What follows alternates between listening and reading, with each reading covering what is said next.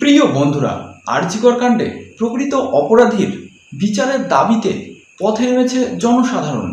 আর আজ 9 সেপ্টেম্বর রয়েছে সুপ্রিম কোর্টে এই কেসের হিয়ারিং। তো বন্ধুরা, এই ভিডিওতে আমি আপনাদেরকে জানাবো যে এই হিয়ারিং কি আজকে সত্যিই হচ্ছে। কারণ আপনারা অলরেডি দেখেছেন যে গত 5ই সেপ্টেম্বর এই কেসের হিয়ারিংয়ের ডেট ছিল, কিন্তু তা বাতিল করা হয়। প্রিয় বন্ধুরা, আমি প্রায় রাত 2টোর সময় এই ভিডিওটা বানাচ্ছি। তো আমি আপনাদেরকে সুপ্রিম কোর্টের অফিসিয়াল ওয়েবসাইটে গিয়ে দেখাবো এই কেসের হিয়ারিংটি ঠিক আজকে হচ্ছে কি হচ্ছে না। তো বন্ধুরা, সঙ্গে থাকুন। ভালো করে লক্ষ্য করুন, আমি সুপ্রিম কোর্টের অফিসিয়াল ওয়েবসাইটে ঢুকলাম। এরপর এখানে খেয়াল করে দেখুন আরজিকর হসপিটালে ঘটে যাওয়া কেসের নাম কিন্তু রয়েছে।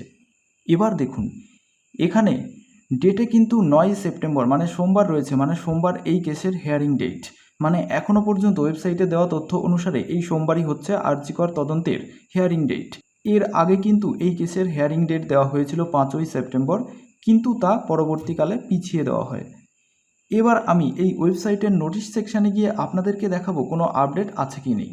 আপনারা এখানে দেখতে পাচ্ছেন যে সোমবার কোর্ট নাম্বার 11-এ একটা নোটিশ রয়েছে, কিন্তু প্রধান বিচারপতি কোর্ট নাম্বার 1-এ বসেন। সুতরাং আপনারা দেখতে পেলেন যে নোটিশ সেকশানেও কিন্তু কোনো রকম আপডেট নেই। সুতরাং এই সোমবারেই কিন্তু হিয়ারিং হচ্ছে।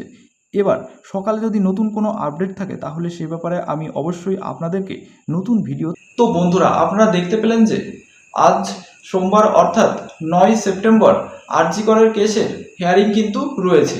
আর সেখানে প্রধান বিচারপতি হিসেবে থাকছেন ডিওয়াই চন্দ্রচূড়। এছাড়া অলরেডি রাজ্য জুড়ে কিন্তু বিভিন্ন জায়গায় প্রতিবাদের ঝড় উঠেছে, আর মেয়েদের রাত দখলের কর্মসূচিও কিন্তু রয়েছে। তো বন্ধুরা, এই ছিল আজকের আপডেট।